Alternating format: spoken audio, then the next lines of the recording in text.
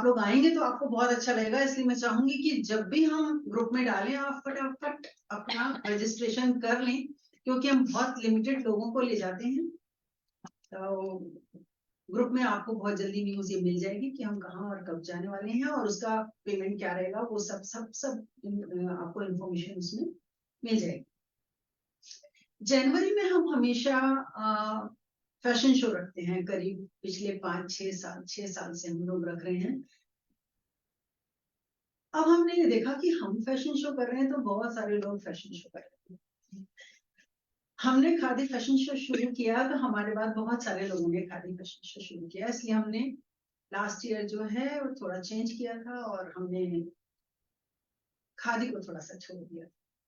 इस बार हमने सोचा फैशन शो बहुत हो रहे हैं, हम कुछ और करें। शायद लेडीज को हेल्थ की बहुत जरूरत है। आज हेल्थ के ऊपर लेडीज बिल्कुल काम नहीं कर रही हैं, बिल्कुल भी नहीं। उनको हेल्थ पे काम करना बहुत जरूरी है। मैं आप लोग का क्या कहूँ, मैं खुद भी वैसी, क्योंकि हम लोग है ना अपना बिजनेस संभाल रहे हैं, घर संभाल रहे हैं, तो उसमें हमें समय ही नहीं मिलता कि हम अपनी हेल्थ पे ध्यान दें।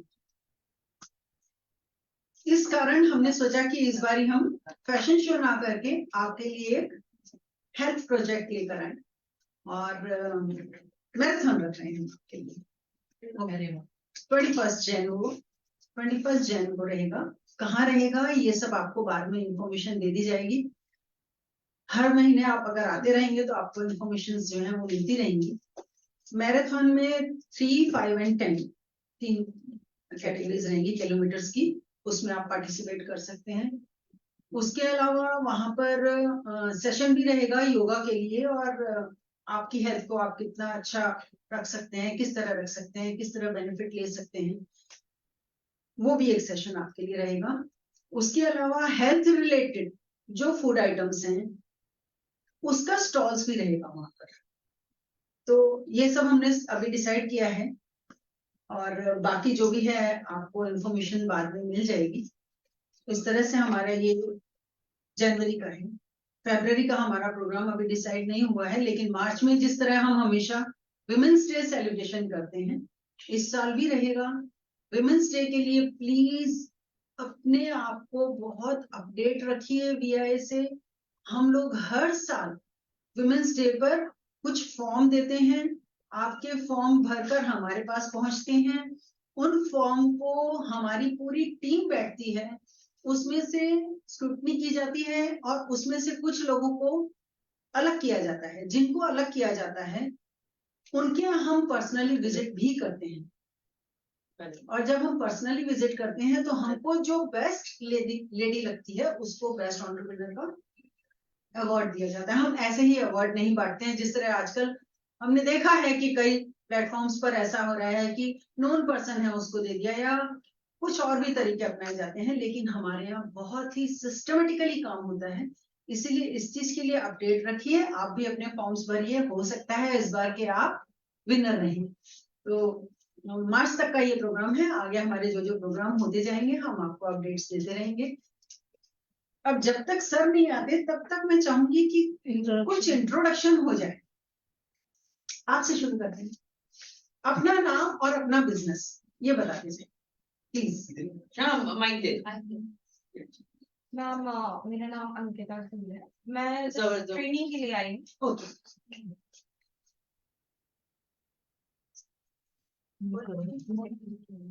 चलेगा बिल्कुल। हेलो एवरीवन, मेरा नाम प्रार्थना आशीष अग्रवाल है। मेरा बिजनेस प्रिया हाइजीन सॉल्यूशन है और होम क्लीनिंग प्रोडक्ट्स में हम लोग डील करते हैं। गुड इवनिंग एवरीबॉडी, मेरा नाम सुप्रिया देवतड़े। मेरा SS कलेक्शन के नाम से गारमेंट्स का बिजनेस है। VI में मैंने लास्ट टाइम स्टॉल लगाया था, बहुत अच्छा रिस्पॉन्स मिला। Thank you. Hello, I think most of you already know me. So I'm Shipali Chokse. I'm a communications trainer with Bajaj Finserv.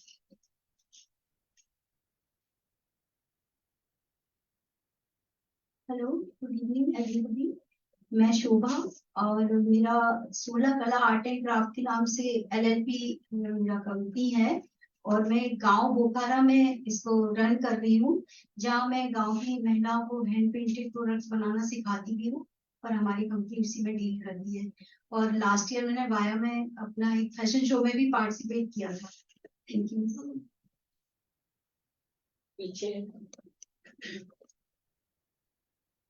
Hello everybody, I'm Dr. Angelina Dias. I'm a rehab expert.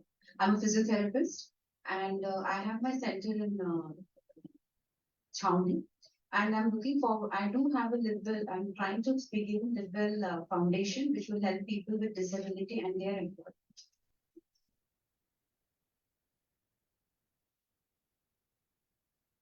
Hello everyone. Men are also allowed to speak. Tulsidas Verma, the owner of Hira Photobank. There's a processing unit in Cedar. पीछे और थोड़ा आप सामने थोड़ा सामने जोर से बोलिए। सामने नमस्ते, मैं पेशेंट सबको समझ DI से जुड़ा हूँ मीटिंग और डिकी के थ्रू मुझे ग्रुप में मैसेज आया था। तो ये पहली बार आया हूँ और मेरा business basically hydrogen water treatment को लेकर चलता है, जो हेल्थ से रिलेटेड वर्क करता है। आप सबसे रिक्वेस्ट है थोड़ा सामने आ जाइए, आपकी जगह खाली है इधर। नमस्कार, प्रेमलाल भांडवकर, मैं DI में फर्स्ट टाइम आया हूँ कुछ नया बिजनेस करने के लिए आपसे जानकारी की। धन्यवाद।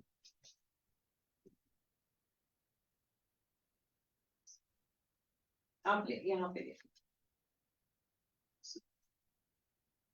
इवनिंग सर आप लोग आ जाइए सामने ना, हाँ इधर फ्रंट सीट भी है। Good evening, everyone. My name is Siddharth, and I'm through here from Dikti, and I'm doing packaging, industrial packaging material business, manufacturing. Good evening, everyone. Myself, Dr. Divya Batra. I'm a radiologist by profession.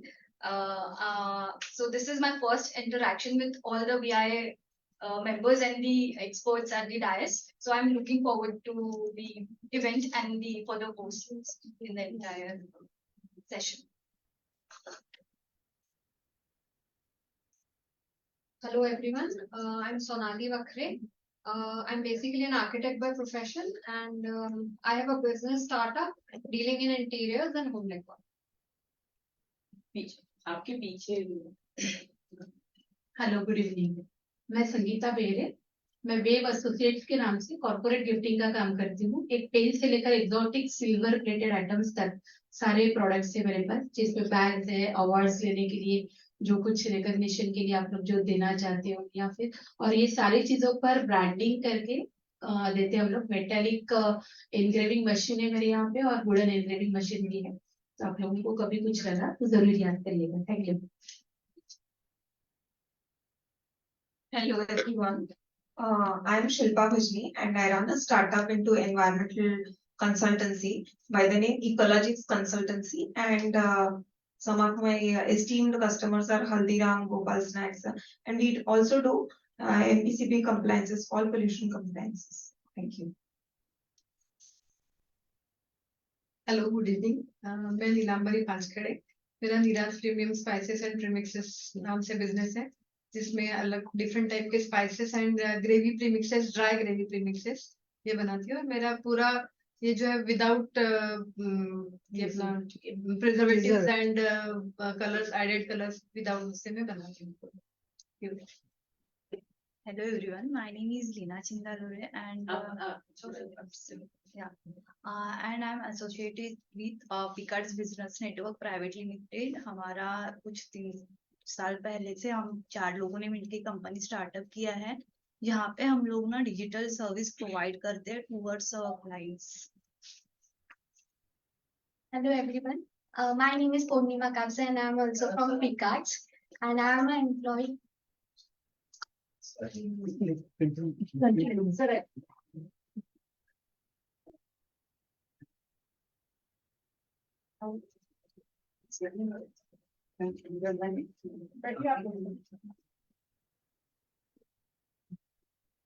आइए सामने काम करिए ना sir, आप Sir, आप यहाँ आइए, यहाँ आइए। We will continue with the introduction. Hello everyone. I think my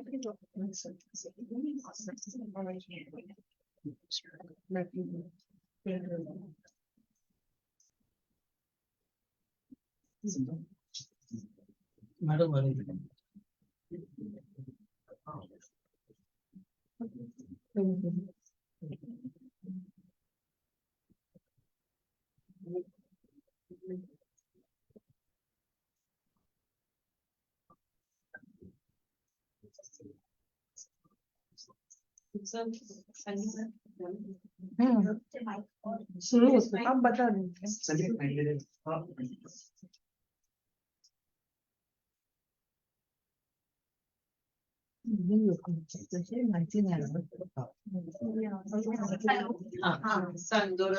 My name is Purnima Kapse and I'm from Picards. I'm a employee as a graphic designer.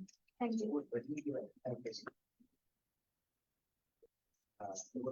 Hello everyone, myself Vaidya Surabhi Pathak. Me and my sister Neha have a startup called Swastham Living Ayurveda. We are Ayurveda wellness and skincare brand.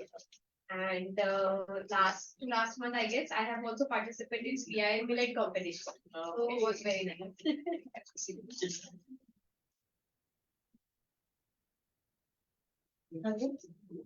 Good evening. Myself Arpana Saramota. I have a dairy farm and I do farming.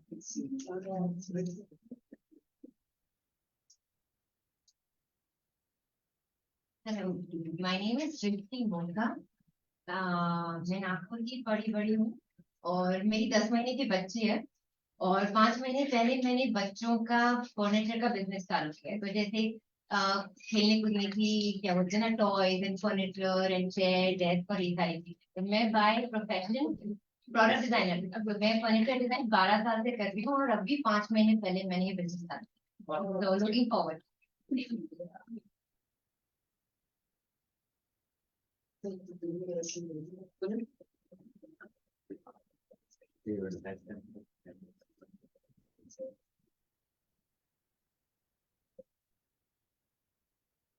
Good evening once again. Sir का हमें इंतजार था, sir हमारे साथ हैं। मैं madam वार sir का यहाँ पर हार्दिक दिल से स्वागत करती हूँ। आप यहाँ आए, आपने हमें अपना कीमती समय दिया, उसके लिए हम आपके बहुत आभारी हैं सर। और आगे के प्रोग्राम के लिए मैं हमारी पास्ट प्रेसिडेंट रीता लांजेवार से अनुरोध करती हूँ।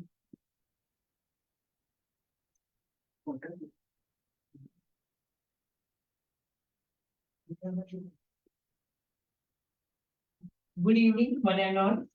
On behalf of VILEW, myself, Rita Lanjevar, past president of VILEW, I welcome you to this very informative and very important session of empowerment of women entrepreneurs with the support of government schemes. We know that women empowerment enables women to take major decisions related to their lives and also related to their businesses.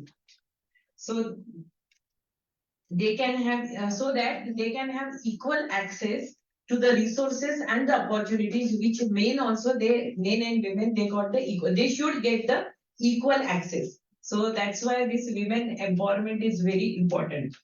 So this way women can live their life with dignity and self-respect. Today we are going to talk about women empowerment through the government schemes. Which are the new government schemes or which are the program बोलते हैं ना कि वो entrepreneur programmes जो लेते हैं bye DIC, तो कौन से नए प्रोग्राम्स है, कौन से नए बिजनेस के लिए हम लोग क्या लोन्स या बिजनेस लोन्स अपन लोग अवेल कर सकते हैं from DIC. So for this program, so to enlighten us today we have with us Shri Shiv Kumar Muddamwar sir, General Manager, District Industries Center, Nagpur. Shri Shiv Kumar Muddamwar sir, he is BE in Electronic and Telecommunications from COEP Pune. He has worked for Schneider Electric India Private Limited, Delhi as a project officer. From 2010 to 2012, he worked for Salar Technologies, Mumbai. Since 2013, he is in government service and posted in different districts of Maharashtra. And since September 2021, he is in Nagpur.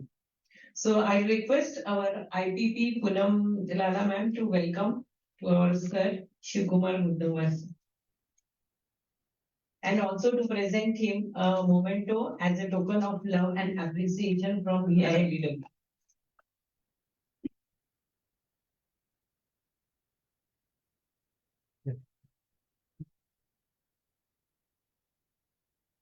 Sir, now I request you to proceed for your program.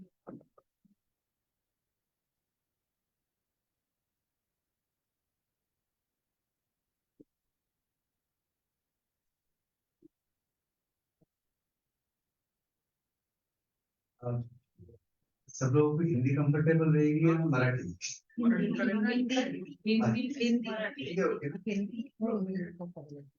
First of all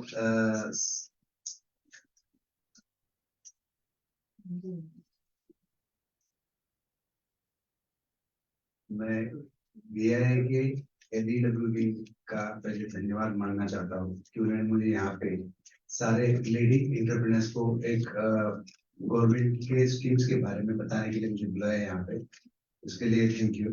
और यहाँ पे past president Rita Langewal madam, Yogita Deshmukh madam, इनसे अभी मेरी मुलाकात हुई थी हमारे ऑफिस में इस प्रोग्राम के बारे में। और इस प्रोग्राम को जो एड्रेस करने के लिए मैडम ने बताया था कि मुझे कुलकर्णी मैडम भी आई थी, शायद आज उनका कुछ अर्जेंसी वजह से आप आ नहीं पाइए।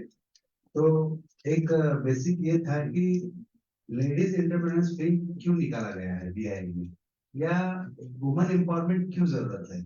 तो सबसे पहले जब वुमन रेनेसां शुरू हुआ था वुमन का एम्पावरमेंट का, तो 1600 1700 में सबसे पहले तो बेसिक एजुकेशन ही प्रॉब्लम था कि एजुकेशन ही नहीं मिलता था वुमेन्स को। तो लास्ट 100 to 100 इयर्स में जो भी महात्मा ज्योतिबा फुले हो, सावित्रीबाई फुले हो, उनके जो रेवोल्यूशन की वजह से एटलीस्ट एजुकेशन में अभी at par woman are.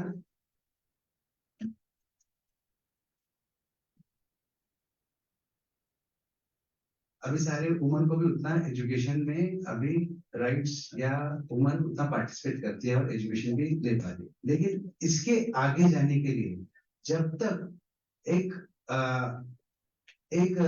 Lady या एक वुमन अपने फैमिली को सपोर्ट करने के लिए अगर वो सिर्फ एजुकेशन लेके घर पे रहती है या वो डिपेंडेंट रहती है किसी पे, तो डिपेंडेंसी की वजह से बहुत सारे सोशल इश्यूज होते हैं। तो उनको इंडिपेंडेंट करने के लिए दो ही अपॉर्चुनिटीज है, फर्स्ट ऑफ ऑल एक नौकरी और दूसरा एंटरप्रेन्योरशिप। तो जो एंटरप्रेन्योरशिप है वो सबसे ज्यादा इंपॉर्टेंट है, क्योंकि एंटरप्रेन्योरशिप में एक लेडी जब एंटरप्रेन्योर बनती है तो उसके जो एंटरप्राइज में या उसके इंडस्ट्री में, उसके फैक्ट्री में वो जो सिक्योरिटी रहती है बाकी लोगों को काम करने का, वो सिक्योरिटी सबसे ज्यादा लेडी एंटरप्रेन्योर्स के फैक्ट्री में मिलती है।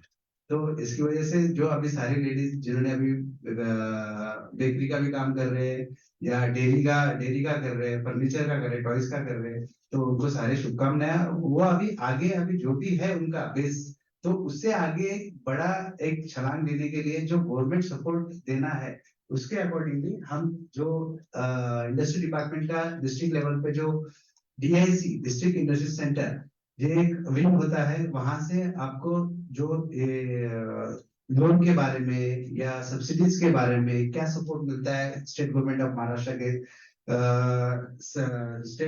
महाराष्ट्र की तरफ से, वो सारे DIC कंडक्ट करती है। तो उसके रिगार्डिंग सबसे हमारे बेसिक 3 स्कीम्स है जिसमें वुमन को एज पर एट पार जो कैटेगरी को बेनिफिट्स होते हैं वुमन एंटरप्रेन्योरशिप को डेवलप करने के लिए वो DIC की तरफ से या उद्योग डिपार्टमेंट की तरफ से दिया जाता है। अभी अगर हम इंडस्ट्री के बारे में, एंटरप्रेन्योर्स के बारे में अगर सोचे, महाराष्ट्र में lady entrepreneurs contribute only 9% of total industrialists or entrepreneurs in Maharashtra. That means around 91% is male dominated sector है एंटरप्रेन्योरशिप या इंडस्ट्री, तो उसको बढ़ाने के लिए एटलीस्ट जो भी हमने 33% रिजर्वेशन लोकल बॉडीज में लाया, बाकी अभी शायद लोकसभा में चल रहा है 33% लाने का, तो ये सारे एटलीस्ट मिनिमम इतना तो गवर्नमेंट जॉब्स में रिजर्वेशन है। तो एंटरप्रेन्योर्स को अगर लेडीज को बढ़ावा देना है तो उसके रिगार्डिंग भी हमें कुछ एडिशनल इंसेंटिव देने पड़ेंगे। इस हिसाब से 2017 से स्टेट गवर्नमेंट ऑफ महाराष्ट्र ने स्पेशल एक लेडीज के लिए पॉलिसी बनाई। उसके अकॉर्डिंगली एक वो स्कीम है package scheme of incentives for women, और सेकंड स्कीम है हमारी जो chief minister employment generation programme.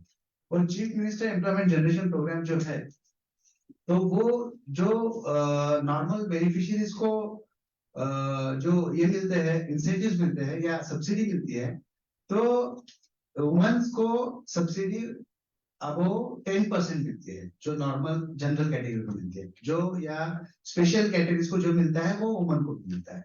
तो हमारी एक दूसरी स्कीम है सेंट्रल गवर्नमेंट की सिमिलर टाइप ऑफ स्कीम है prime minister employment generation programme, उसमें भी वैसा ही है। और हमारी थर्ड स्कीम है क्लस्टर डेवलपमेंट स्कीम, और अपना क्लस्टर का ग्रुप भी है VIA का।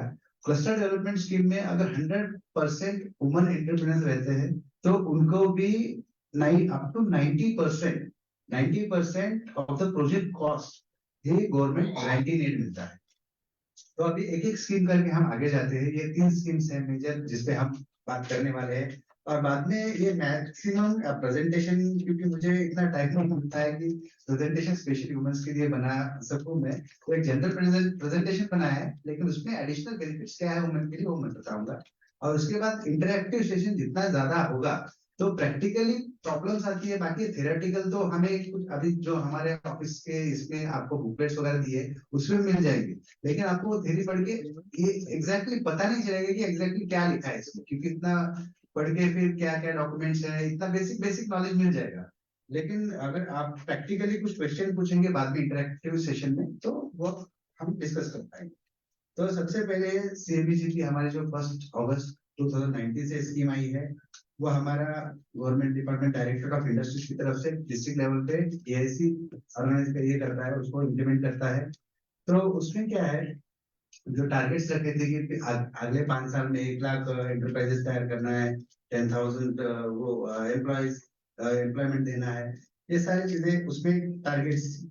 उसके बाद अब इसमें क्या बेसिक एज लिमिट है।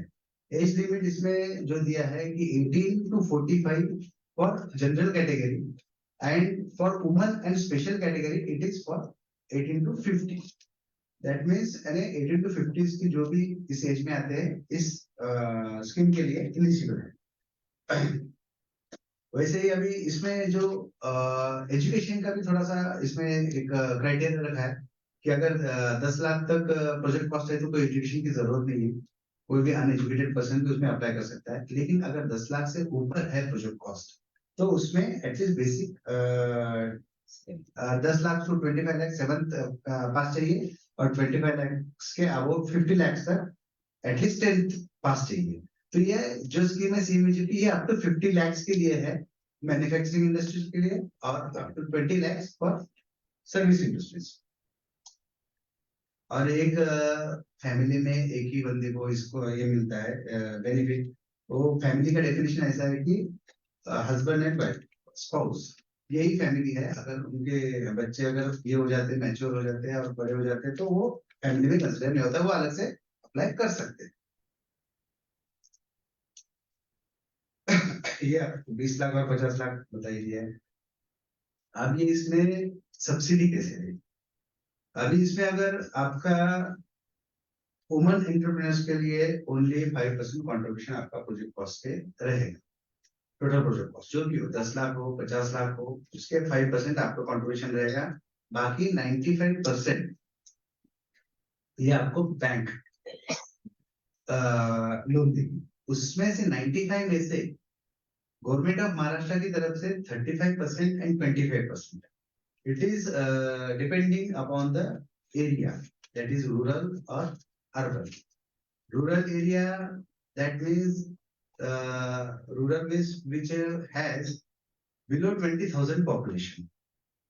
उसके रिगार्डिंग अपने सेंसस 2011 के हिसाब से अपन अपने गांव को देखने के बाद भी पता चल जाता है कि अपना जो है रूरल में है या अर्बन। अर्बन यानी क्या है, नगर पालिका आ गए, नगर पंचायत आ गए, ये नागपुर शहर आ गया, तो ये अर्बन एरिया हो गया। तो अर्बन में 25% एंड रूरल में 35%। That means you have to only invest 5%। अगर 10 लाख का प्रोजेक्ट कॉस्ट है तो आपको अपने सिर्फ जेब से 50,000 आपके जीज में चाहिए, और बाकी 9.5 लाख गवर्नमेंट देगी, अब बैंक देगी। उसमें से हम बैंक को 35%, 25% बैंक को हम सब्सिडी दे देंगे। यानी आपको इनडायरेक्टली बैंक को है, लेकिन डायरेक्टली आपको सब्सिडी है। तो इसमें ये जो टारगेट्स है इसको कुछ चाहते नहीं है अपन। और ये जो रूरल एरियाज के लिए केवीआईबी और डीआईसी दोनों इम्प्लीमेंटिंग एजेंसी है, और अर्बन एरियाज के लिए सिर्फ डीआईसी एजेंसी है। और इसमें सारे बैंक जो पब्लिक सेक्टर बैंक है, आईसीआईसीआई, एचडीएफसी, यस बैंक, ये प्राइवेट सेक्टर बैंक भी है, और बाकी अपने bank of India, bank of Maharashtra, SBI, PNB, Canara, IOB, ये सारे बैंक अपने इसमें लगभग अपने 18 से 20 बैंक अपने डिस्ट्रिक्ट के आते हैं। और इसमें अगर जब सैंक्शन होने के बाद उसमें मैन्युफैक्चरिंग इंडस्ट्री है तो 2 हफ्ते का ट्रेनिंग कंपलसरी है। हम एमसीडी के थ्रू ट्रेनिंग देते हैं, और उसके बाद ही आपको सब्सिडी आपके अकाउंट में आती है। ये वो 2 हफ्ते का जो ट्रेनिंग है वो फ्री ऑफ कॉस्ट हमारे इसमें एमसीडी पे रहेगा, और वो भी रेसिडेंशियल ट्रेनिंग प्रोग्राम रहेगा। अगर सर्विस इंडस्ट्री है तो 1 हफ्ते का ट्रेनिंग वो आपको करना कंपलसरी है, तभी आपको सब्सिडी आपके अकाउंट में करती है। अब इसमें क्या प्रोसेस है? अभी ऑनलाइन पोर्टल है, इसमें फिजिकल कुछ भी आपको एप्लीकेशन में या सैंक्शनिंग में या सब्सिडी में कहीं पे भी आपको फिजिकल डॉक्यूमेंट देने की ऑफिस में, गवर्नमेंट ऑफिस में देने की जरूरत नहीं है। सिर्फ कहाँ पे देना पड़ेगा आपको? Bank level. बैंक लेवल क्योंकि क्या है, वो फिजिकल डॉक्यूमेंट्स पे ही वो काम करते हैं। तो यहाँ पे तो आपको एप्लीकेशन करने में ऑनलाइन कोई इश्यू नहीं। ऑनलाइन एप्लीकेशन सिर्फ उसमें भी सिर्फ जो भी बेसिक रिक्वायरमेंट डॉक्यूमेंट्स है, 5 या 6 डॉक्यूमेंट है, वो 5-6 डॉक्यूमेंट आपने अपलोड कर दिया है तो आपका प्रपोजल 8 दिन के अंदर बैंक में चला जाएगा। फिर आप बैंक के साथ जो भी है आपके जो बाकी रिक्वायरमेंट्स है, फील्ड विजिट रहता है या कोटेशंस रहती है, तो वो आपको अपनी तरफ से उनको बैंक को प्रोवाइड करना पड़ेगा, तब जाके बैंक सैंक्शन करेगा। तो ये अपना डिस्ट्रिक्ट लेवल के हमारे स्क्रूटिनी कमिटीज, कंपल्सरी कमिटीज है, इसके बारे में आपको जानने की कोई जरूरत नहीं। और ये जो सब्सिडी आता है वो 3 साल के लिए आपका लॉक इन पीरियड रहता है। यानी आपको मिनिमम जो भी इंडस्ट्री या सर्विस इंडस्ट्री लगाओगे तो वो 3 साल आपको चलाना ही है। क्योंकि वो जो सब्सिडी आती है, अगर 10 लाख का लोन है, आपको 10 लाख यानी उसमें 50,000 आपका मिलके 10 लाख मिल गया है, तो अगर 35% सब्सिडी है, 3.5 लाख वो आके बैंक के टीडीआर अकाउंट में जमा रहेगी। वो जमा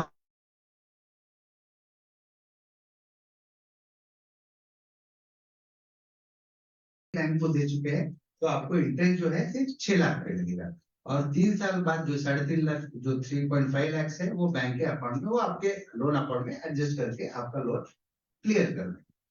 यानी आपको मिनिमम 3 साल आपका इंडस्ट्री मिनिमम आपको चलाना है। ये इसका। और ये डॉक्यूमेंट्स क्या क्या है? सबसे पहले पासपोर्ट साइज फोटो, आधार कार्ड, और ये अपना डोमिसाइल यहाँ का महाराष्ट्र का, इसके लिए बर्थ सर्टिफिकेट या स्कूल लिविंग सर्टिफिकेट या डोमिसाइल सर्टिफिकेट, ये इसमें से कोई भी डॉक्यूमेंट हो तो चलेगा। Aadhaar card is not the address proof, यानी डोमिसाइल सर्टिफिकेट, इसलिए आपको एटलीस्ट मिनिमम 3-4 डॉक्यूमेंट से एक आपको यहाँ का लोकल, आप ये क्योंकि स्कीम जो है महाराष्ट्र स्टेट के लिए है, तो इसलिए महाराष्ट्र स्टेट का रेजिडेंशियल होना बहुत जरूरी है।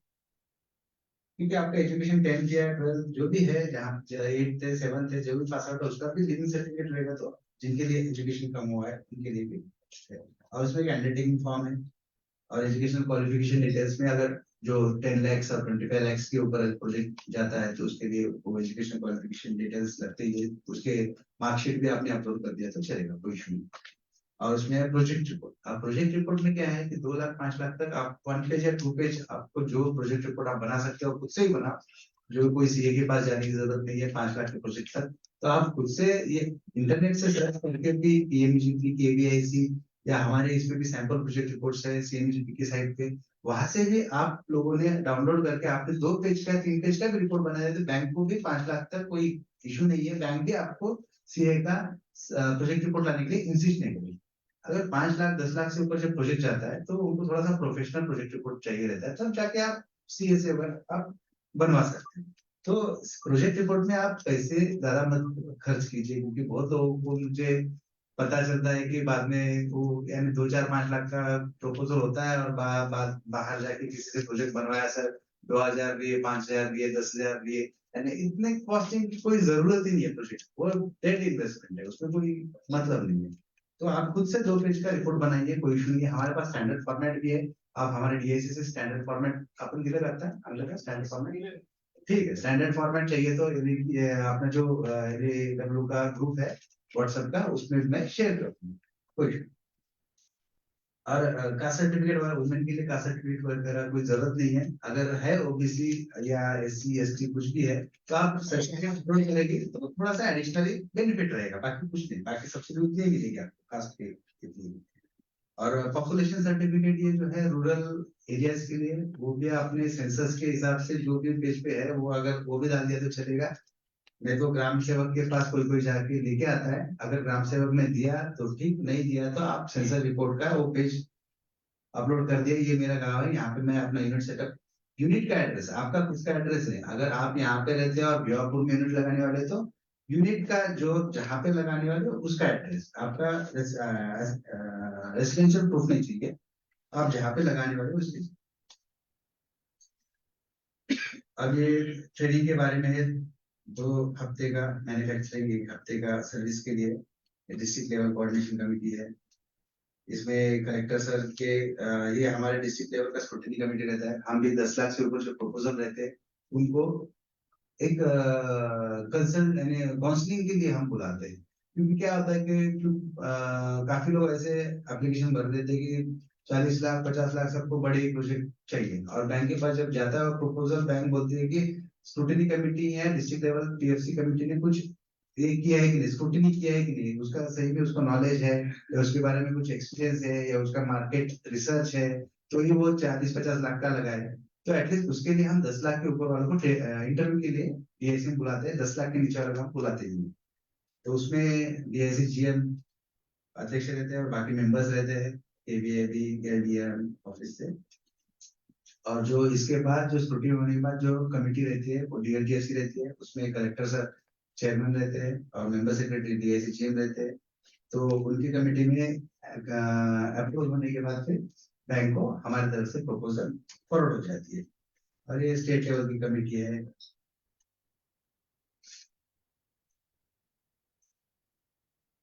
अब ये लास्ट ईयर में जो टारगेट था, अभी इस साल का जो टारगेट है वो टारगेट अभी दिया है क्या, अभी क्योंकि क्या होता था AMG की एक स्कीम थी हमारे, उसमें क्या रहता था डिस्ट्रिक्ट लेवल में टारगेट रहता था सिर्फ 70-80 प्रपोजल सैंक्शन करने।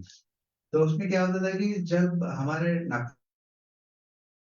45 से 50 lakh total all over Nagpur district का, उसमें से 50 या 100 इंटरप्रेन्योर बनाना ये इंडस्ट्री डिपार्टमेंट का काम नहीं होना चाहिए। तो एटलीस्ट 1000 लोगों को तो हर साल में आप इंटरप्रेन्योर बनाए, इसके हिसाब से ही गवर्नमेंट ने स्कीम निकाली थी। और ये लास्ट 3 इयर्स में हर साल में कम से कम इसका 500, 600, 700 ऐसे टारगेट करके इस साल में 1020 का टारगेट है, जिसमें अभी हमारे नागपुर डिस्ट्रिक्ट का 280 यानी 28% लगभग हमारा सैंक्शन हो चुका है। तो अभी इसमें ज्यादा से ज्यादा इंटरप्रेन्योर्स का यानी एप्लीकेंट्स आना बहुत जरूरी है। और जो भी अभी लास्ट 3 इयर्स में हमारे लगभग 1000 प्रपोजल सैंक्शन हुए, 1000 प्रपोजल सैंक्शन में उसमें क्योंकि सब्सिडी 1 स्टेप अहेड है जनरल के हिसाब से, तो हमारे इसमें बेनिफिशियरी जो है इसमें more than 50% are woman entrepreneurs. हाँ, इसमें ये बहुत अच्छी बात है। अभी इसमें और अभी 1-2 चीजें इसमें नहीं की है तो भी मैं बताना चाहता हूँ। तो अभी सबसे इम्पोर्टेंट होता है कि आप एप्लीकेशन करने के बाद, एप्लीकेशन हो गया, बैंक के पास चला गया, तो सबसे मेजर इम्पोर्टेंट होता है कौन से बैंक को सिलेक्ट करना है और बैंक के पास जाके हमें अपना प्रोजेक्ट कैसे वहां पे रिप्रेजेंट करना है। वो सबसे बड़ी बात होती है। क्योंकि क्या होते हैं, बैंकर्स जो है, बैंकर्स ऑलरेडी एग्जिस्टिंग कस्टमर्स है, सबसे पहले उनको प्रेफरेंस देते हैं। तो वो नए कस्टमर्स बनाने में थोड़ा सा ये झिझकते हैं। तो फिर उसमें हमें हमारा प्रोजेक्ट जो हमने उसका मार्केट एनालिसिस और जो प्रोजेक्ट हम सेटअप करने वाले हैं, उसके जो मशीनरीज और कहाँ पे हम सेट करने वाले जगह, वो 3 चीजों पे हमें पूरा ध्यान देना चाहिए कि इसके बारे में उन्होंने कुछ भी पूछा तो मैं परफेक्टली उसको सेटिस्फाइड आंसर दे पाऊंगी या उनको कन्विंस कर पाऊंगी, और उनको ये लगना चाहिए कि ये प्रोजेक्ट करना ही। अगर आपको तब भी जाके ये इतना पिच करने के बाद कुछ प्रॉब्लम आता है, तो फिर हम DIC है, कलेक्टर ऑफिस है, उनकी तरफ से हम उनको प्रेशर यानी जो भी है, अगर कुछ प्रॉब्लम जेन्युइनली प्रॉब्लम है तो ठीक है, लेकिन कोई प्रॉब्लम नहीं है, इतना सब कुछ कन्विंस करने के बाद भी बैंकर्स नहीं करते हैं, तो फिर हम उनको, फिर हमारा डिस्ट्रिक्ट लेवल की मीटिंग्स होती है कलेक्टर सर के सामने हर 2 हफ्ते में, वहां पे हम उनको खड़ा कर सकते हैं बैंकर्स को। तो वो एक बहुत इंपॉर्टेंट चीज है। और CMGP में वही है कि अब मैक्सिमम अगर कोई आपके संबंध में भी आपको कोई यूनिट भी लगाना है, गारमेंटिंग का हो गया, अगर अकेले को लगाने के बाद कोई बचत गट है या कोई भी है, तो अकेले को इतनी कैपेसिटी नहीं है, क्योंकि उसकी क्रेडिट भी नहीं है कि उसको लोन दे पाए। बैंक बोलेगी कि उसका सिविल इतना कम है या इसका अभी तक फाइनेंशियल हिस्ट्री नहीं है, तो फिर उनको हम इतना लोन कैसे दें। तो अगर वैसे छोटे छोटे एंटरप्रेन्योर्स है कोई, तो उनको 1-2 लाख के प्रपोजल बना के उनका एक इकट्ठा हम क्लस्टर बना सकते हैं कि अगर 10 to 20 महिलाज है और वो अगर गारमेंटिंग का करना चाहती है, तो उनको लेटेस्ट झुकी वाली मशीन से जो भी है, तो वो 50-30 यानी 1-2 लाख में सिंगल नीडल, डबल नीडल, ऐसे 2-3 टाइप की मशीन हम 2-3 मशीन दे सकते हैं 2-2 लाख में। ऐसे करके सारे महिला को एक शेड में लाके उनके एक क्लस्टर भी बना सकते हैं, और उसमें क्लस्टर में जो एम्ब्रॉयडरी हाई लेवल के मशीन जो है, वो स्टेट गवर्नमेंट ऑफ महाराष्ट्र की तरफ से क्लस्टर स्कीम के थ्रू हम दे सकते हैं, और उसमें जो है सिर्फ आपको 90% ग्रांट गवर्नमेंट की तरफ से। अगर समझिए ऐसे हमने 4-4 मशीन देके एक 50 महिलाओं को सेट किया, यानी उनका सेटअप बनाया, तो 50 महिला का सेटअप बनाया, 200 मशीन हो जाएंगी। उसका प्रोडक्शन कैपेसिटी क्या रहेगा, जो भी अगर शर्ट्स है, पैंट्स है या छोटे बच्चों के कपड़े है, उसके हिसाब से हमने अगर प्रोजेक्ट बनाया, तो हम उसके लिए एक 3 से 4 करोड़ का, ये इनका तो क्या हो जाएगा, 2-2 लाख का 50 लोगों का, उनका एक लगभग 1 करोड़ 2 करोड़ का इन्वेस्टमेंट हो जाएगा। लेकिन उसमें अगर जो स्पेशल मशीनरीज है, एम्ब्रॉयडरी हो गया, डिजाइनिंग हो गया, कैड-कैम हो गया, तो वही चीजें लेके हम उसको 3-4 करोड़ का CFC भी दे सकते हैं, कॉमन फैसिलिटी सेंटर। तो उसमें तो 90% ग्रांट है, इसलिए क्लस्टर में भी आप ऐसे कोई महिला, कोई यानी आपका रूरल में कुछ प्रेजेंस है, आपका रूरल के यानी महिलाओं के साथ आप काम करते हो, तो उनके लिए उनके थ्रू ये आप कर सकते हो, या आपके यूनिट सेटअप करने के लिए तो ये CMGP स्कीम है ही। और उसके बाद अगर आपको ग्रुप लेके साथ में चलना है, ग्रुप के साथ, या मसाले का रहे, पापड़ का रहे, कोई भी ग्रुप के साथ चलना है, तो या बेकरी का रहे, डेयरी का रहे, डेयरी वाले बहुत सारे छोटे छोटे पनीर वगैरह बनाते हैं गांव में, कोई कोई शहर है खवा बनाते हैं, तो उनको क्या रहता है, पैकेजिंग वगैरह उनके पास कुछ नहीं रहता है, तो फिर उनको फ्रीजिंग करने के लिए उनके पास ये भी नहीं रहता है बड़े पैमाने पे, तो उनको सारों को हम एक साथ दिखा के उनका हम क्लस्टर बना सकते हैं। तो ऐसे भी कोई ग्रुप्स आपके लोकल एरियाज में है, तो उसको कर सकते हैं, वो क्लस्टर स्कीम है। और ये PMGP स्कीम तो same similar type of CMGP है। और अभी एक नया स्कीम मैंने जो बताया 2017 में, जो स्टेट गवर्नमेंट ऑफ महाराष्ट्र ने डिक्लेयर किया था, package scheme of incentives for women, that is women policy. उस वुमेन पॉलिसी में अभी अगर आप कोई यूनिट सेटअप करती है, यानी उसमें 50 करोड़ तक, 50 करोड़ तो कोई भी यूनिट सेटअप होता है, ये CMGP के थ्रू भी आपने लगाया, तो CMGP के लिए क्या रहता है कि NA फॉर इंडस्ट्रीज रहे, कोई कंपल्शन नहीं है, आप अपने घर में भी लगा सकते हो। तो आपको 35% से 35% 25% सब्सिडी मिलेगी।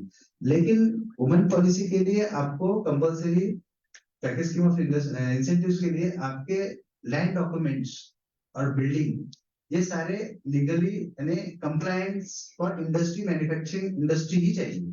मैन्युफैक्चरिंग इंडस्ट्री को ही आपको ये पैकेज स्कीम ऑफ इंसेंटिव्स मिलता है। तो उसमें अप टू 50 करोड़ का इन्वेस्टमेंट एलिजिबल है इंसेंटिव्स में।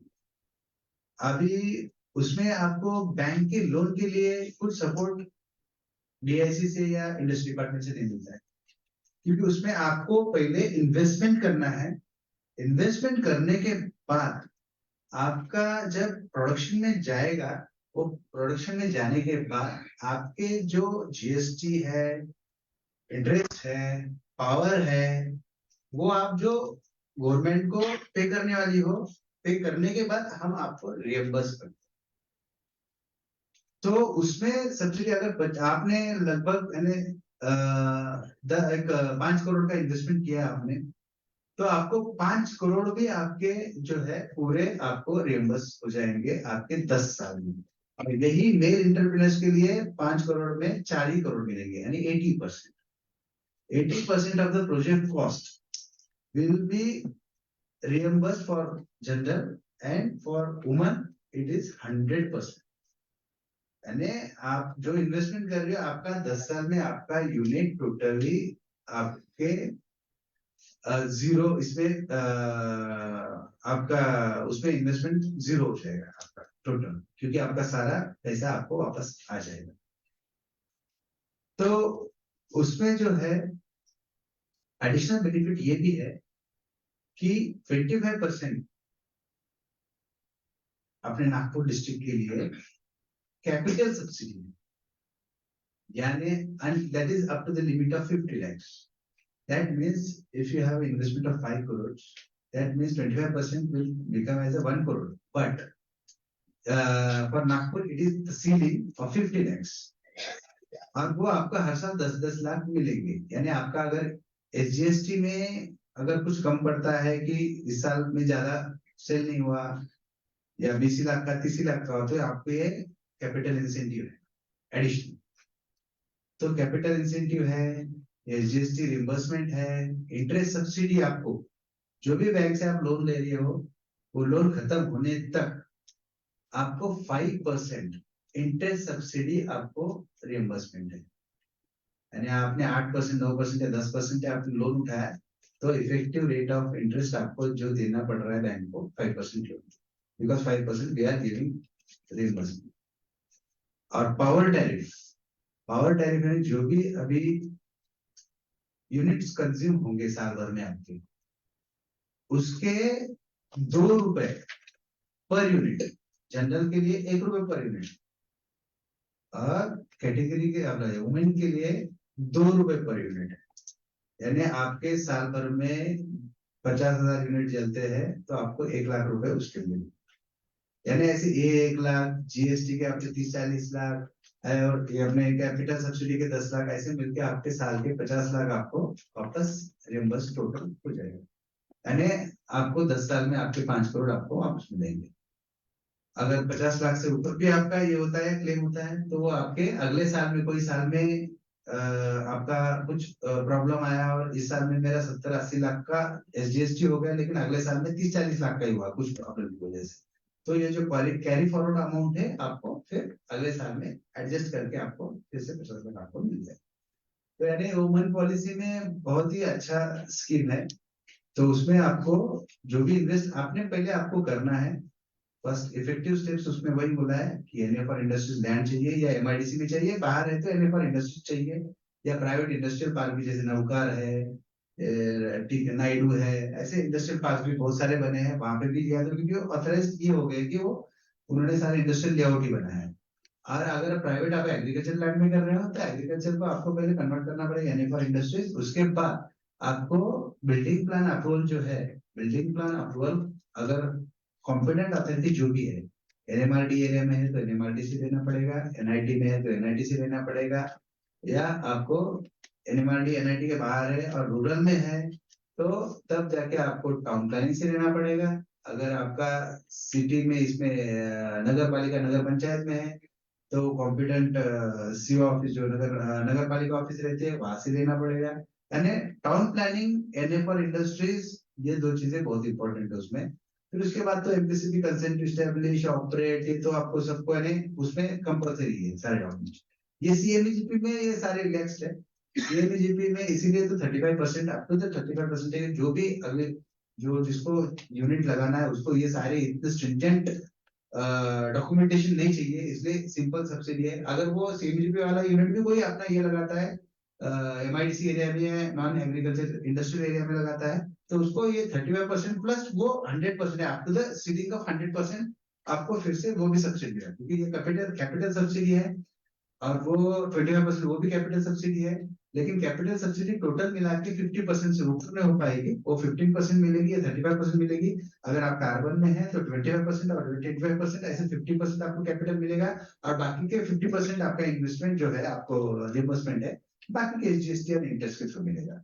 यानी आपको यूनिट जो है आपका वायबल बहुत ही आपको जो कैश फ्लो है, कैश फ्लो, क्योंकि साल में जो यूनिट चलाता है, जो भी यूनिट चला रहे हैं उनको सबको पता रहता है कि जो वर्किंग कैपिटल है उसको होल्ड करने के लिए बहुत सारा इश्यूज रहता है कि वो पैसे कहाँ से जमा करें। अगर यही इंसेंटिव्स है, यही सब्सिडीज है, ये आपको बहुत बूस्ट देती है। जो सब्सिडीज आपको यानी आपको सपोर्ट यानी आने के बाद अगले साल में वो पैसे आप अपने यूनिट को फिर से प्रोग्रेस के लिए, एक्सपांशन के लिए यूज कर सकते हो। तो ये 3 स्कीम्स है, इंपॉर्टेंट स्कीम्स है वुमन के लिए। तो इनके रिगार्डिंग कुछ क्वेश्चंस हैं किसी के, तो आप अभी क्वेश्चन आंसर सेशन करते हैं।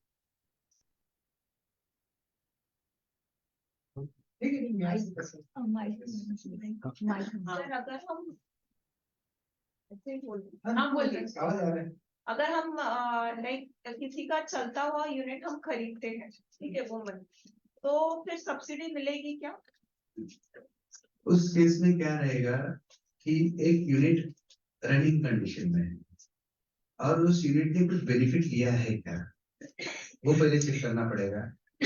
और उसके बाद आप वो यूनिट अगर बेनिफिट लिया है और उसका पार्शियल अभी यानी 10 साल का उसका पीरियड है चलाने का, उसको 10 साल मिलने वाले हैं, तो अगर 4 साल ही उसका चला है अभी और 5 साल में वो बोल रहा है कि आप ले लो, तो उसकी सब्सिडी जो है 4 साल के छोड़ के फिर आपको ट्रांसफर हो जाएंगी विथ लायबिलिटी। अगर आप भी अगर अगले 4 साल में नहीं चला पाई या आपका बंद हो गया, तो फिर वो पुरानी की लायबिलिटी आप पे आ जाएगी। तो उसके अकॉर्डिंग दूसरा कंडीशन क्या रहेगा, पुराने वाले ने कुछ भी इन्वेस्टमेंट यानी कुछ इंसेंटिव नहीं लिया और वो इन्वेस्टमेंट पीरियड, अब ये जो है इन्वेस्टमेंट पीरियड जो था 17 टू नेक्स्ट है, तो आपका अगर इन्वेस्टमेंट बहुत पुराना है 17 के पहले का, तो अभी इस पॉलिसी में वो कंसिडर करता है। कोई भी इंडस्ट्रियल पॉलिसी या इंसेंटिव पॉलिसी जो भी गवर्नमेंट लाती है, तो उसमें क्या करती है कि अगले 5 साल में या इस 5 साल में हम कितना इन्वेस्टमेंट एक्सपेक्ट कर रहे हैं, और वो अगर 5 साल में आप इन्वेस्ट करोगे तो हम अपने गवर्नमेंट की तरफ से आपको क्या क्या देने वाले हैं। तो वो इन्वेस्टमेंट पीरियड आपको चेक करना पड़ेगा कि इन्वेस्टमेंट पीरियड कब का है उनका, यानी उनका 90s का या 2000s का, यानी 2017 के पहले कोई भी इन्वेस्टमेंट हो तो उसको एलिजिबिलिटी, उसके बाद 17 के बाद आप लेने के बाद आप कुछ एडिशनल इन्वेस्टमेंट करोगे वहां पे, तो उसके ऊपर आपको मिलेगा।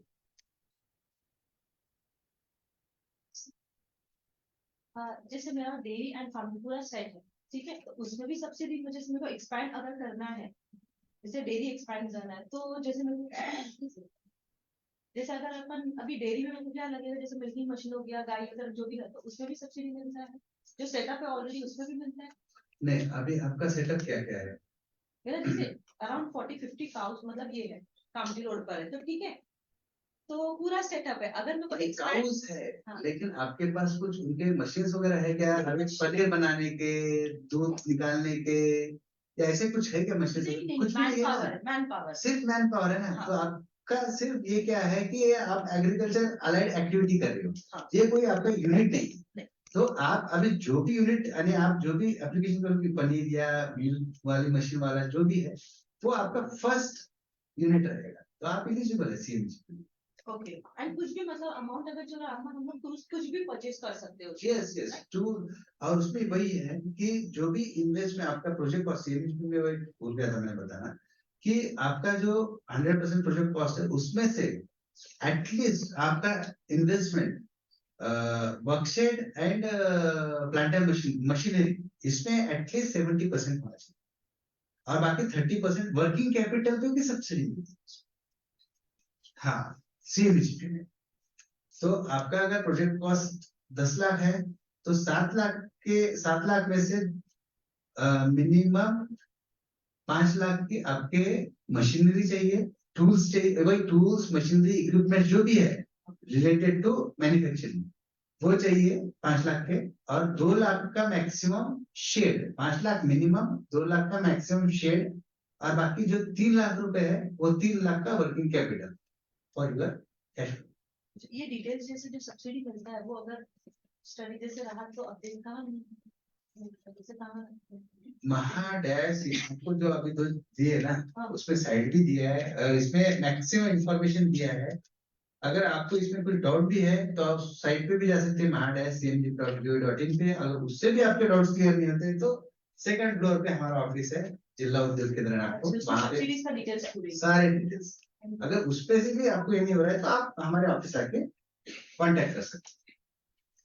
पर ये MIDC हिंगना और मुट्टीगोरी एरिया जो है उसमें 35% मिलेगा ना, because it is industrial area but वो नहीं MIDC एरिया जो है ना सीएमएचपी में जो 2019 में जो जीआर हुआ है उसमें MIDC एरियाज को भी अर्बन कंसिडर किया है, लेकिन उसके रिगार्डिंगली क्या हुआ है कि रिप्रेजेंटेशन क्या है और वो चल रहा है प्रोसेस में भी है कि क्योंकि हर कोई हमारे इधर उधर है सारे पश्चिम महाराष्ट्र में उधर भी सारे MIDC अर्बन यानी अर्बनाइजेशन बहुत ज्यादा है।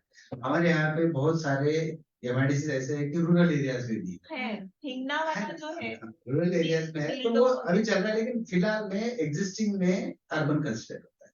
अच्छा, they are not giving 20, it means they will be giving only existing 25%. अगर लेकिन आपके 25 ये मिल रहा है बाकी का आप वुमन में अप्लाई करो उसमें 25 मिलेंगे वुमन पॉलिसी में और बाकी के 50%। MIDC में है तो आपको डॉक्यूमेंटेशन का इश्यू ही नहीं है। आउट ऑफ MIDC यानी बिल्डिंग प्लान ये वो चीजों का रहता है। MIDC में है तो आपको टेंशन लेने की जरूरत नहीं, 25 मिल रहा है और 25 और मिलेगा।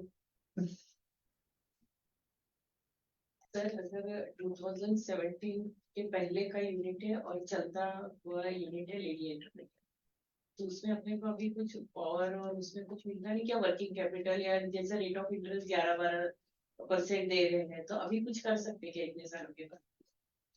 नहीं मैडम उसमें अभी अगर आप एक्सपेंशन कर रहे हो हाँ तो उसमें भी ये जो वुमन पॉलिसी बेनिफिट्स हैं वो सारे मिलते हैं। तो एक्सपेंशन में वर्किंग एक्सपेंशन में only fixed capital investment expansion हुआ यूनिट वुमन पॉलिसी जो है पैकेज में ऑफ इंसेंटिव्स उसमें only fixed capital of incentives investment that is fixed capital means land building machinery tools and equipments pre-operative expenses electrification यही चीजें सिर्फ आती है। बाकी इसमें सोलर भी नहीं आता है वर्किंग कैपिटल भी नहीं आता है इसमें वो कंसिडर नहीं होता है। जो आपका एग्जैक्टली फिक्स कैपिटल है वही कंसिडर किया जाएगा। तो ये जो करेंगे तो इसमें अगर हम लोगों को इन्वेस्ट करना है तो हम लोग आपसे कांटेक्ट कर सकते हैं। और उसमें अभी आपका जो उसमें भी एक्सपेंशन में क्या क्राइटेरिया रहता है, एग्जिस्टिंग जो इन्वेस्टमेंट है मिनिमम 25% आपका इन्वेस्टमेंट अभी बढ़ना पड़ेगा तभी आपको एक्सपेंशन की बेनिफिट मिलेंगे। अगर 1 करोड़ का इन्वेस्टमेंट पहले है एग्जिस्टिंग क्रॉस 1.2 तो एटलीस्ट नहीं 25% should be increase that means existing 1 crore and 25 lakhs minimum आपका इन्वेस्टमेंट होना चाहिए और 10% आपका प्रोडक्शन बढ़ना चाहिए। जो भी आप मशीनरी ले रहे हो प्रोडक्शन रिलेटेड रहना चाहिए, 10% प्रोडक्शन बढ़ना चाहिए और 10% एम्प्लॉयमेंट बढ़ना चाहिए। अगर 10 एम्प्लॉय है तो एटलीस्ट 1 एम्प्लॉय को बढ़ना चाहिए। हाँ ये 3 कंडीशंस हैं। सर ये CMEGP स्कीम के अंडर मतलब अगर लोन लेने जाते हैं तो सब बैंक्स में सेम इंटरेस्ट है कि डिफरेंट इंटरेस्ट रेट होता है? इंटरेस्ट जो है उस बैंक के ऊपर डिपेंड है। डिफरेंट है। डिफरेंट इंटरेस्ट है, डिफरेंट कस्टमर्स के सिविल स्कोर के हिसाब से डिफरेंट, एक ही बैंक में डिफरेंट कस्टमर्स को अलग अलग इंटरेस्ट पे भी देते हैं, तो वो bank wise Bank bank wise. Sir इसमें कोई मोराटोरियम पीरियड मिलता है पेमेंट के लिए? 6 months है। फिर इससे जो एज लिमिट है वो बहुत फिक्स्ड है, उसमें कोई फ्लेक्सिबिलिटी नहीं है। Age- सारे स्कीम्स में age limit is 50 for women। No, women ये सिर्फ सीएमजीपी के लिए एज लिमिट है, बाकी वुमेन पॉलिसी के लिए नहीं है। अगर आप सीएमजीपी में एज लिमिट है, लेकिन पीएमजीपी जो है उसमें एज लिमिट नहीं। मिनिमम एज क्राइटेरिया सभी में है 18 years का, पीएमजीपी में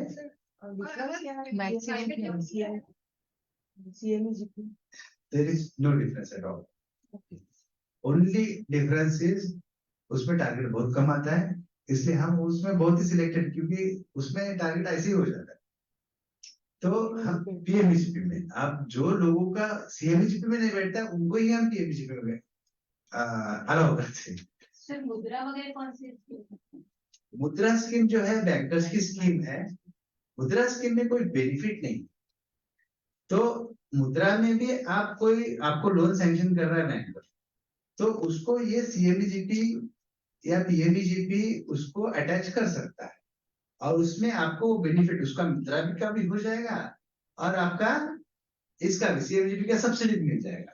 तो आपको उसको इंसिस्ट करना है, सर मुद्रा में दे रहे हो ठीक है, लेकिन मुझे सब्सिडी मिल सकती है, मेरा प्रोजेक्ट वायबल हो सकता है, इसलिए सब्सिडी सीएमजीपी या पीएमजीपी जो भी स्कीम्स है वो क्यों निकाला है? इसलिए निकाला है कि बैंकर्स क्या करते हैं, 70 to 75%, मैक्सिमम 80% तक ही कोई प्रोजेक्ट फाइनेंस करते हैं। तो वायबिलिटी जो गैप है 20 to 30% का, वो 20 to 30% एक एंटरप्रेन्योर के पास नहीं होता है उतना स्टार्टिंग लेवल पे इन्वेस्ट करने के लिए। तो वो गैप कम करने के लिए गवर्नमेंट ने बोला है कि आप बैंकर आप टेंशन आप मत लो, वो हम फुलफिल करेंगे, बेनिफिशियरी से उतना ही लो 5 या 10%, बाकी का हम देंगे 25-35%, और बाकी आपका जो है 65-75% जितना देते हो उतना दो, ऐसा। तो जैसे डोमिसाइल नहीं है और जैसे महाराष्ट्र का नहीं है या एजुकेशन नहीं है, पर अभी महाराष्ट्र में रहते हैं तो फिर एलिजिबल नहीं है। आप अगर लास्ट 15 ईयर से महाराष्ट्र में रहते हैं, उसका कुछ भी प्रूफ दे सकती हो, रेसिडेंशियल है, इलेक्ट्रिक बिल, रेशन कार्ड, कुछ भी दे सकते हो, तो फिर वो भी कंसिडर किया। लेकिन last 15 years you have to be And the definition of a woman entrepreneur, मतलब अगर प्राइवेट लिमिटेड कंपनी है तो अच्छा क्वेश्चन है, तो कैसे वो define डेफिनेशन क्या है? करते हैं? हाँ, वुमेन पॉलिसी में ये डेफिनेशन है कि 100% ओनरशिप वुमेन की रहनी चाहिए। प्रोप्राइटरी हो गया, पार्टनरशिप हो गया, प्राइवेट लिमिटेड हो गया, उसमें 51% 49% नहीं चलेगा, उसमें 100% should be the owner of that But like enterprise. if there are two directors, directors and share holders, क्योंकि लिमिटेड रहता है तो शेयर होल्डिंग जिनका है, जिनका इन्वेस्टमेंट है, वही ओनर वुमन रहेंगे, और डायरेक्टर तो आप अपॉइंट कर सकती हो किसी को। नहीं पर प्राइवेट लिमिटेड में तो डायरेक्टर्स ही रहते हैं, ओनर तो कोई नहीं रहता। ओनर एंड शेयर होल्डिंग रहता है ना, मतलब जो शेयर जो इनिशियल जो बेनिफिट इन्वेस्टमेंट है वो इन्वेस्टमेंट तो डायरेक्टर का नहीं, डायरेक्टर का भी मैक्सिमम तो होता है, होता है। नॉर्मली क्या करते हैं, कोई डायरेक्टर इन्हें कोई अपना फैमिली वाले है तो वही डायरेक्टर रहते हैं, वही ओनर वही शेयर होल्डर रहते हैं। तो वो ही बोल रहा हूँ कि आपका कंपल्सरी डायरेक्टर या ओनरशिप हो, वुमन की रेंज 100%, और एम्प्लॉयमेंट आपके यूनिट में जो एम्प्लॉयमेंट दे रहे हैं उसमें at least 51% woman should be employed at least. अच्छा से 90-10 या 80-20 ऐसे नहीं चलता, क्योंकि नॉर्मली कंपनीज में शेयर कैपिटल अगर दो लोग वो करते ही हैं। There is no, उसमें रखा है नहीं वुमन यानी वुमन 100%। अगर पार्टनरशिप में अगर दोनों वुमन है तो वो चलेगा। सर ये हेल्थ केयर के लिए भी है सब्सिडी मिल जाएगी। मुद्रा स्कीम में आपको बताना सब्सिडी, और मुद्रा स्कीम में आप अगर कोई बैंकर आपको बोला कि मुद्रा में दे रहा हूँ, तो वो अगर आपका सर्विस एक्टिविटी या मैन्युफैक्चरिंग एक्टिविटी में बैठता है तो आप उसको इंसिस्ट कीजिए कि सर वो तो दीजिए मुद्रा का, आप मुद्रा में डालो कि उनका टारगेट, लेकिन मुझे ये सब्सिडी के स्कीम के थ्रू मुझे यानी आप DIC से एप्लीकेशन आ जाएगा मेरा, उसके थ्रू दो, यानी मुझे 25 से 35% मुझे ये मिलेगा, बेनिफिट मिलेगा। लेकिन अभी ये टेक ओवर नहीं कर सकता है CMGP वगैरह हमारा मुद्रा लोन। नहीं, अभी आपके मुद्रा लोन जो है, कोई भी प्रपोजल जो है हमारा DIC के थ्रू बैंक में जाने के बाद, उसके बाद ही सैंक्शन है तो ही आपको सब्सिडी मिलेगा, क्योंकि ऑलरेडी आपके एग्जिस्टिंग कुछ लोन्स है तो वो सब्सिडी नहीं मिलेगी। ये आप जो डेफिनेशन बता रहे हैं सर, ये आपके स्कीम के लिए कि यूनिवर्सल डेफिनेशन है ये women entrepreneur for all government scheme? अभी जो इंडस्ट्री डिपार्टमेंट के थ्रू जो इम्प्लीमेंट होती है women industrial policy, women package of incentives, उसके लिए डेफिनेशन है। सर ये हेल्थ केयर के लिए भी है कि सिर्फ प्रोडक्शन? हेल्थ केयर में अरे सर्विस एक्टिविटी में आएगा, सर्विस एक्टिविटीज के लिए CMGP ही मिलेगा आपको। सर्विस एक्टिविटी इसमें जो पैकेज ऑफ इंसेंटिव्स है और वुमेन पॉलिसी जो है वो सिर्फ मैन्युफैक्चरिंग इंडस्ट्री। सर ये क्लस्टर डेवलप करने के लिए मिनिमम कितने क्लस्टर डेवलप के लिए मिनिमम लेडीज के लिए यानी प्रोप्राइटरशिप, वो वुमन प्रोप्राइटरशिप रहेगी तो एटलीस्ट वो स्केल पे डिपेंड करता है कि अगर एक मशीन वाले अगर 20 महिला रहेंगी तो वो क्या बना पाएंगे एक दिन में 2 शेड वगैरह। 40 शेड के लिए क्लस्टर तो यानी कुछ सेटअप करना बहुत ही ये नहीं रहेगा, फिजिबल नहीं रहेगा। तो एटलीस्ट ऐसा रहना चाहिए कि प्रोडक्शन कैपेसिटी जो है हमारी, उस प्रोडक्शन कैपेसिटी का अगर हम कोई कॉमन फैसिलिटी लेते हैं तो कॉमन फैसिलिटी लेने के लिए एटलीस्ट जो अपना इन्वेस्टमेंट है जो इंडिविजुअल के लिए ये नहीं है, शक्य नहीं है, क्योंकि वो इतना इन्वेस्ट कर नहीं पाएगा, क्योंकि और उसका एफिशिएंट यूज नहीं हो पाएगा उतना चीज। एम्ब्रॉयडरी रहे या स्पेशल कॉलर वाली मशीन रहे या ऐसे स्पेशल वाली मशीन कोई भी रहे, तो वो वाली मशीन लेने के लिए अगर मैं 10 शर्ट दिन में बना रहा तो 10 शर्ट का ही या 15 शर्ट आगे बता सकते कि हम 20-30% आगे बढ़ाने वाले हैं, तो उसके हिसाब से सेटअप लगा सकते। तो वो हमें ये करना, एक्सेस करना पड़ेगा कि अपनी प्रोडक्शन कैपेसिटी कितनी है और हमें कॉमन फैसिलिटी सेंटर यानी जो क्लस्टर है उसमें आप हमें कितना चाहिए। और क्लस्टर जो है 1 करोड़ या 2 करोड़ या 5 करोड़ तक भी रहेगा, या अभी क्लस्टर्स में 10 करोड़ तक जा सकते हैं, लेकिन वुमन है जिनकी कैपेसिटी, क्योंकि उसमें 10% हमें उन कॉन्ट्रीब्यूशन भी देना है। 10% देने के लिए अगर हम 10 करोड़ का बनाएंगे तो 1 करोड़ है। 1 करोड़ देने के लिए एक महिला अगर यानी 10 ही महिला रहेंगी तो 10-10 लाख दे नहीं पाएंगे छोटे महिला उनकी प्रोडक्शन। इसलिए एक 50 लाख तक जो है ना, तो अगर कोई CMGP में ही लगा सकता है तो लगा दीजिए। अगर 1-2 करोड़ या 3 करोड़ 4 करोड़ तक का कुछ हमें कॉमन फैसिलिटी बनाना है तो उसके हिसाब से अपना प्रोडक्शन कितने महिला है, क्या वो 20 महिला हो सकती है, 50 महिला भी हो सकती है, 100 महिला भी हो सकती है। सर तो CMGP और ये दोनों में अगर डिफरेंशिएट करके डिसाइड करना है तो अपना प्रोजेक्ट कॉस्ट कितना है वो देख के कहाँ अप्लाई करना है ये डिसाइड करना है, या कौन से डिफरेंशिएटर क्या है वुमेन पॉलिसी और CMGP? अब डिफरेंशिएशन ऐसा है कि CMGP ये जो है ओनली अप टू 50 lakhs और उसके लिए 50 करोड़, ठीक है। और सेकंड है कि स्टार्टिंग में हमें कुछ इन्वेस्टमेंट जो है, हमारे पास कैपिटल ही नहीं है और बैंक के साथ हमारा कोई क्रेडिट हिस्ट्री नहीं है, ज्यादा फाइनेंशियल कोई ज्यादा नहीं है, सपोर्ट नहीं है, तो अप टू 50 लाख से तो CMGP में चले जाएगी, क्योंकि आपको वहां पे सिर्फ आपका ओन कॉन्ट्रीब्यूशन 5% है, बाकी आपको 95% बैंक देंगे। और बाकी लैंड जो है आपका, लैंड आपके पास MIDC की लैंड नहीं है, NA की लैंड नहीं है, इंडस्ट्री की लैंड नहीं है, या उसके कॉम्पिटेंट प्रॉपर्टीज नहीं है, आप कंसंट्रेशन बाद में ये सारी चीजें नहीं ले सकती, तो CMGP चाहिए। अगर ये सब कुछ होने के बाद आपके पास सब कुछ है, 50 बड़ा प्रोजेक्ट करना है तो वुमन पॉलिसी 95% जैसे बैंक देती है, तो 100% कॉस्ट तो अपने को इन्वेस्ट करना पड़ेगा या क्या? नहीं, वही बोल रहा हूँ ना, आपके पास क्रेडिट नहीं है, आप फर्स्ट जनरेशन एंटरप्रेन्योर है, तो उस हिसाब से आपको सिर्फ आपका 5% ही कंट्रीब्यूशन देना है। और उसके बाद बैंक कैसे करती है कि आपने कोटेशन मांगती है, आपने मिल्क वाली मशीन, पनीर वाली मशीन, ये वाली मशीन, दूध निकालने वाली मशीन, ऐसे मिला के आपने उसको आपका 10 करोड़ का प्रोजेक्ट है और आपके 5-6 लाख के आपकी मशीन है, उसके सारे कोटेशन मंगाएंगे बैंक वाले, वो कोटेशन लेंगे, फिर उस कोटेशन जिसने दिया है उसको पैसे ट्रांसफर करेंगे और वो मशीन आपके पास आएगी। उसके बाद आपका शेड बन रहा है, तब जाके आपको 1 लाख देगी, 2 लाख जो भी बन रहा है। उसके बाद आपको जो वर्किंग कैपिटल है जैसे 3 लाख का रहेगा आपका, लेकिन साइकिल के हिसाब से आपको अभी कितना लगने वाला है, एक साइकिल में आपको 3 लाख देने वाली है, तो इसके हिसाब से वो पैसे डिस्बर्स करेंगे आपके प्रोजेक्ट के इम्प्लीमेंटेशन के हिसाब से।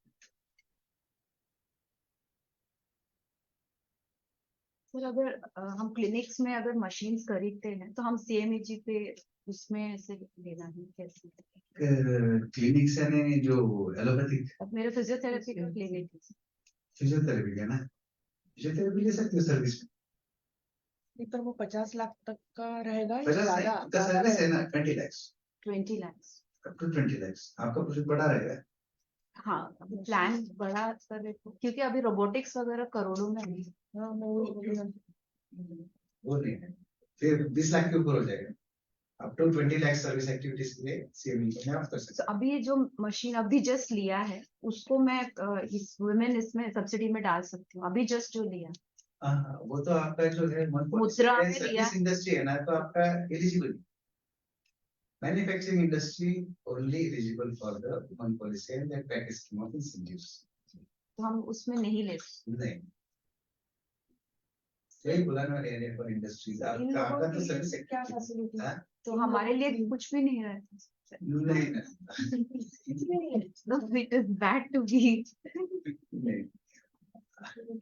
निकालना पड़ेगा ना ऐसा लोन लेकर, तो हमारी भी नीड्स रहती है ना। नहीं बराबर है, लेकिन आपका तो वो हॉस्पिटल इसमें मेडिकोस में जाता है ना, तो मेडिकोस में जाने के बाद क्या है कि अभी कोई हॉस्पिटल भी बहुत बड़े बड़े बनाते हैं, तो वो भी अगर पैकेज कॉन्फिडेंशियलिटी भी मांगे या मार्केटिंग लगेगी तो गवर्नमेंट को मैन्युफैक्चरिंग इंडस्ट्री और जो रहेगा मेन फोकस एम्प्लॉयमेंट जनरेशन का, वो छूट जाएगा और इसमें चला जाएगा। Supposing if I am trying to employ the disabled, I am planning that, तो उसके लिए अगर जो मुझे सेटअप के लिए लगता है उसके लिए मिल सकता है डिसेबल्ड जो लोग आर्मी से है जहाँ से भी, उनके लिए ट्रेनिंग एकेडमी कर, तो उस जैसे एक्टिविटी कौन से इंडस्ट्री में आएगी? सर्विस डिफरेंट है ना, वो आपका अभी जो बताया उससे डिफरेंट है ना। हाँ, ये डिफरेंट है ना, ये सर्विस में आएगा, फिर आपको 20 लाख जाएगा, 20 लाख तक। सर भी कुछ पूछ रहे थे। Myself Avinash Vadivas, I am scientist also retired officer. तर मी सायंटिस्ट मराठी सांगतो, मी सायंटिस्ट आहे, तर 28,000 रुपयाला 20 वर्षापूर्वी एक सोलर लाईट विकलं जात असताना मी 8 लाईट देत होतो आणि 15 फुटापेक्षा जास्त त्याची रेंज नसताना मी 300 फुटापर्यंत प्रकाश देत होतो।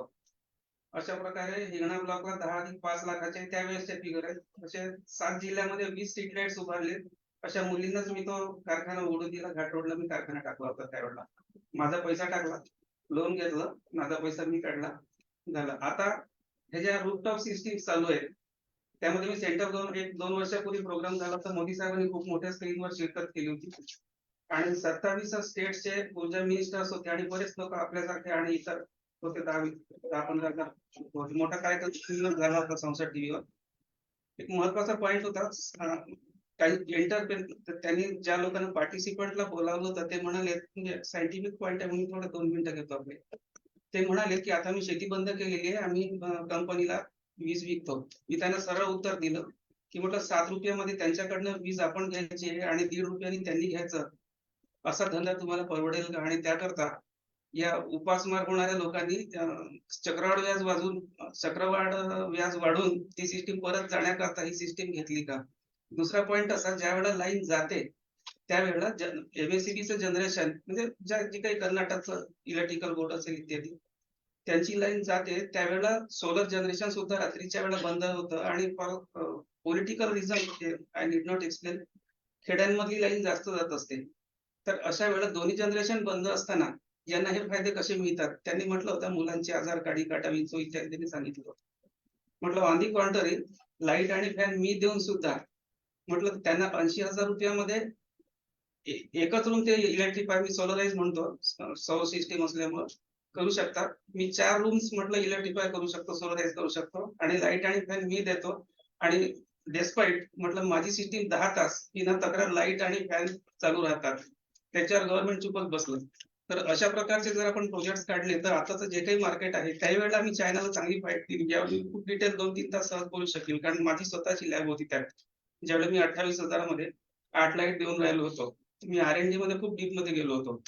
अजूनही अनेक क्षेत्रामध्ये मी गिनीज पर्यंत नाव कमावलेलं आहे. पण असे प्रोजेक्ट जर कोणाला उभे करायचे असतील, आता आमचे तर दिवस संपले, पण माझं नॉलेज त्या रूपाने जिवंत राहावं अशी माझी इच्छा आहे. सध्या मी कमला नेहरूच्या बाजूला किरडा चौक मेडिकल या साईडला बिंजाणी सिटी कॉलेज आहे, त्याच्या समोर मी ऑफिस टाकलेलं आहे 5 वर्षापासून. मी स्वतःच्या खिशातून 30,000 रुपये पे करून क्लर्कचा प्रोग्राम चालवतो आणि त्यातल्या हुशार मुलांना डायरेक्टली B.Ed D.Ed न करताना हे महत्वाचं मी टीचरशिपची सर्व्हिस देतो. तर अशा प्रकारचा एक प्रोग्राम चालू आहे. त्याच्यामध्ये ऍडिशनल माझा अभ्यास आहे डिटेल. कुठल्याही फॅकल्टीचे असतील तुम्ही बोलू शकतो. युक्रेन युद्धाच्या मध्यानं जर जे आता सेंट्रल गव्हर्नमेंटचं आणि अनेक देशांचं लक्ष गेलेलं आहे, तर हे ऍडिशनल सिलेबस आपण तयार करायचं. उदाहरणार्थ शॉर्ट मध्ये मी बोलतो ऊर्जा, पर्यावरण अशा अनेक दृष्टीने नवीन सिलेबस आपण तयार करत आहोत आणि ते मग देशभर डेफिनेटली ऍक्सेप्ट होईल. फक्त नागपूर जिल्ह्याचे जरी लोक मुलं लक्षात घेतले, वर्ग 3 ते 12 लक्षात घ्या, इन्क्युबेशन पिरियड आहे. वर्ग 3 मध्ये मुलांना अकॅडमिक अवेअरनेस येतो. हुशार आणि कमी मार्क मिळवणारे यांच्याशी 2 गट पडतात धर्मासारखे. आणि आफ्टर 12th तो भारताच्या उभारणीमध्ये सक्रिय सहभाग घेतो. जी कुठली ब्रँच असेल, आय नीड नॉट एक्सप्लेन. तर अशा प्रकारे हा जो इन्क्युबेशन म्हणजे त्याचं मॅच्युरेशन पिरियड बेसिक फाउंडेशन मजबूत होतं. Ladies and gentlemen, ये सवाल तो we can have the discussion over a cup of tea after this program. So I am encouraging entrepreneurs. Yes, we do understand that. So due to time constraint, because some ladies are there, young girls, जिनको भी सवाल पूछने हैं, तो we'll give So them maybe chance. persons can take And after some telephone chatting number के after बाद में, session. after this program, we'll have a cup of tea and we can discuss. Thank you so much, sir. Garments का है, rural area में है कि जैसे सिलाई मशीन, एम्ब्रॉयडरी मशीन वगैरह के लिए कैसे अप्लाई करना होगा, किस तरह से? अभी आप आपके पास कितने मशीन है? अभी 5 है। 5 मशीन है। हाँ जी। अपने कौन से व्हाइट वाले, काले वाले? काले वाले। मतलब कोई अच्छा एडवांस इसका नहीं है, नॉर्मल। ठीक है, इट्स ओके। बस इसीलिए पूछा कि अगर आपको अभी एम्ब्रॉयडरी मशीन लेना है तो आपके काले वाली मशीन से जो कपड़ा बन रहा है, जो भी फाइनल प्रोडक्ट, वो एम्ब्रॉयडरी मशीन पे उसको फिनिशिंग मिल सकता है क्या? आपका मैंने मुझे ये लग रहा है कि एम्ब्रॉयडरी मशीन कितने कॉस्ट की बोल रहे हो, कितने नीडल्स की? नॉर्मल एम्ब्रॉयडरी मशीन और जैसे एडवांस लेवल की अदर नॉर्मल मशीन। सारे मशीन ले सकती हो आप, CMGP के थ्रू ले सकती हो, या आपका अगर कोई इंडस्ट्रियल एरिया में लैंड है तो वहां पे भी ये प्रोसेस कर सकते हो। तो भी आपका एक अप्रोक्सीमेट आपका प्रोजेक्ट कॉस्ट क्या रहेगा? अभी तो सर स्टार्टअप है, जैसे अभी हम बढ़ाना चाह रहे हैं। यस बढ़ाना चाहिए, क्योंकि हर कोई स्टार्ट, मैं वही बोलता हूँ कि कोई भी स्टार्ट कर रहा है तो 4 मशीन से ही शुरू करे, क्योंकि उसको मार्केट नॉलेज नहीं है। तो एटलीस्ट यानी वो ट्रेडिंग करे पहले, उसके बाद मार्केट रिसर्च के मार्केट का जायजा ले, उसके बाद ही मैन्युफैक्चरिंग में जाए। अभी आपने आपका 5 मशीन के हिसाब से आपने सेटअप आपका रेगुलर शुरू हो गया है और आपको कॉन्फिडेंस आ गया है कि अभी ओके चल रहा है, तो अभी इससे मुझे नेक्स्ट स्टेप पे जाना है, उसके हिसाब से आप बोल रहे हो। तो वही बोल रहा हूँ कि आप जो भी मशीन लेना चाहते हो उसके कॉस्ट डिटेल्स लो, और वो अगर इनटू द 50 lakhs आएंगी तो अपन CMGP में करेंगे, और अबव 50 lakhs आएंगी तो फिर अपन जो आपका लैंड या MIDC एरिया है, आप जहाँ पे भी है उसमें कैसे कर सकते हैं वो अपन करें। जहाँ वो सेटअप हमारी लैंड पर ही है, गांव में। ओके, रेसिडेंशियल लैंड होगा। रेजिडेंशियल। तो इसमें वही बोलो, लेकिन आपका प्रोजेक्ट कॉस्ट भी शायद मुझे नहीं लगता 50 लाख से ऊपर है। नहीं। तो इसलिए आपको CMGP में आप अप्लाई कर सकते हो।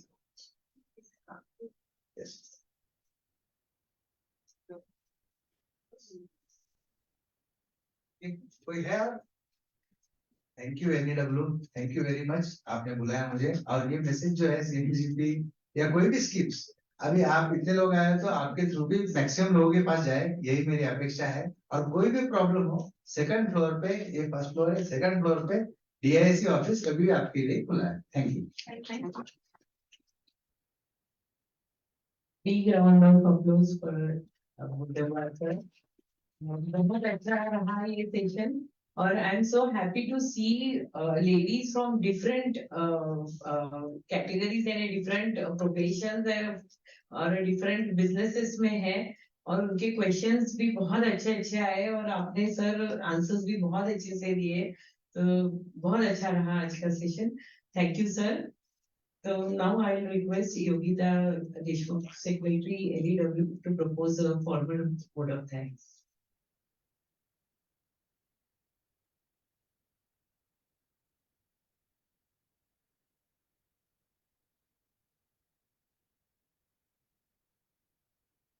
Good evening. It's my privilege to give vote of thanks to all the distinguished dignitaries on the dais and off the dais. On behalf of VIA LW, on this empowerment of women entrepreneurs with the support of government schemes session presented by Sri S.S. Muddawar sir, General Manager, District Industry Center. I am indeed very thankful to S.S. Muddawar sir for guiding us through unveiling opportunities for leveraging government initiatives like PMGGP, MEGP, Mudra loan and other subsidies for financial support and growth of women entrepreneurs who are steering a micro, small or cottage industry or contemplating setting up their own ventures. This session of practical insights on the topic of deliberated shall definitely help to achieve the desired goals of many women entrepreneurs and act as a roadmap.